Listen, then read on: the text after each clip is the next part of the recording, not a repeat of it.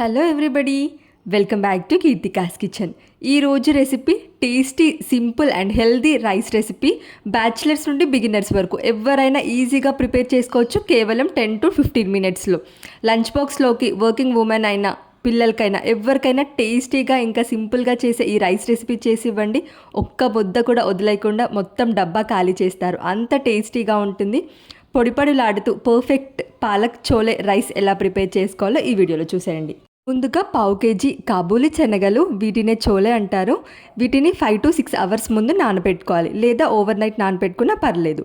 ఇంకా వీటిని ప్రెషర్ కుక్కర్లో వేసుకొని తగినన్ని వాటర్ పోసి 3 విజిల్స్ వచ్చేంత వరకు, ఈ శనగలు సాఫ్ట్గా అయ్యేంత వరకు ఉడికించుకోవాలి. ఈ కన్సిస్టెన్సీ వస్తే సరిపోతుంది. నెక్స్ట్ మీడియం సైజు పాలకూర ఒక కట్ట తీసుకోవాలి. ఇక ఈ పాలకులో వేడి నీళ్ళు పోసి ఒక 5 నిమిషాలు నాననివ్వాలి. ఇలా నానిన పాలకూరని ట్రాన్స్ఫర్ చేసుకోవాలి. ఇలా హాట్ వాటర్లో నుండి కూల్ వాటర్లో వేసుకొని ట్రాన్స్ఫర్ చేసుకున్న తర్వాత ఇక ఈ పాలకూరని మిక్సీ జార్లో వేసేసుకోవాలి.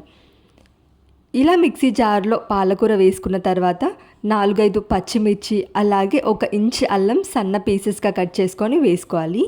అలాగే వెల్లుల్లి రెమ్మలు ఒక 10 నుంచి 12 వెల్లుల్లి రెమ్మలు, అలాగే ఒక గుప్పెడు పుదీనా వేసుకొని వాటర్ వేయకుండా ఫైన్ పేస్ట్గా గ్రైండ్ చేసుకోవాలి. ఇక వీటిని పక్కన పెట్టేసుకోవాలి. ఇప్పుడు ప్యాన్లో ఒక 2 టేబుల్ స్పూన్ ఆయిల్ వేసుకోవాలి. మీరు ఆయిల్ ప్లేస్లో నెయ్యి అయినా యూస్ చేసుకోవచ్చు. ఆయిల్ వేడవగానే ఇందులో ఒక 3 బిర్యానీ ఆకు, 3 లవంగాలు వేసుకున్న తర్వాత 1/2 టేబుల్ స్పూన్ జీలకర్ర వేసుకోవాలి. ఇంకా ఒక మీడియం సైజ్ ఉల్లిపాయని సన్నగా పొడుగ్గా కట్ చేసుకొని ఇందులో వేసుకోవాలి. అలాగే 5-6 పచ్చిమిర్చి పొడుగ్గా కట్ చేసుకొని వేసుకోవాలి. ఇక వీటన్నిటిని కూడా ఫ్రై చేసుకోవాలి. ఇలా ఆనియన్స్ ఫ్రై అయ్యేలోపు ఇలా ప్రిపేర్ చేసే పాలక్ చోలే రైస్ కోసం మనం ముందుగానే రైస్ ఉడికించి పెట్టుకున్నాం. ఇక ఈ రైస్ని పూర్తిగా చల్లారనివ్వాలి. ఈ రైస్ని వేరే బౌల్లోకి ట్రాన్స్ఫర్ చేసుకొని ఇలా పొడిలాడుతూ చేసుకోవాలి. చూడండి, ఈలోపు మన ఆనియన్స్ కూడా ఫ్రై అయ్యాయి. ఇలా ఆనియన్స్ ఫ్రై అయిన తర్వాత నెక్స్ట్ ఇందులో మనం ముందుగానే గ్రైండ్ చేసి పెట్టుకున్న పాలక్ పేస్ట్ కూడా వేసేసుకోవాలి. ఇక నెక్స్ట్ ఇందులో ఒక 1/2 టేబుల్ స్పూన్ పసుపుని కూడా వేసుకోవాలి. ఇలా పసుపు వేసుకున్న తర్వాత ఇంకా పాలక్ ఆయిల్లో నుండి సపరేట్ అయ్యేంత వరకు బాగా ఫ్రై చేసుకోవాలి.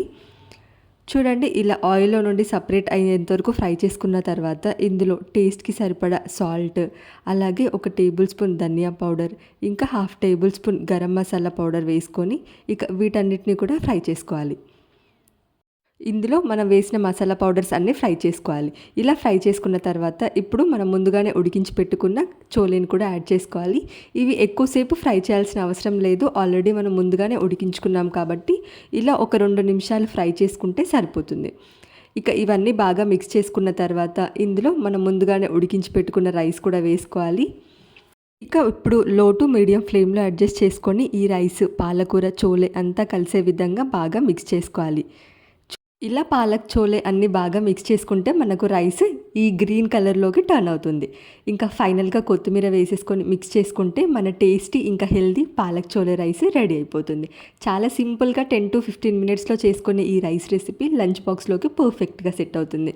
పాలకూర అంటే ఇష్టం లేని వాళ్ళకి ఇలా పాలక్ చోలే రైస్ చేసి పెట్టండి, ఇష్టంగా తింటారు. చాలా టేస్టీ అలాగే హెల్దీ రెసిపీ. మీరు ట్రై చేయండి, తప్పకుండా నచ్చుతుంది.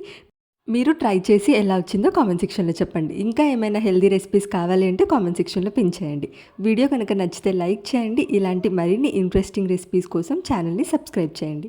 Thank you for watching this recipe in Keerthika's kitchen.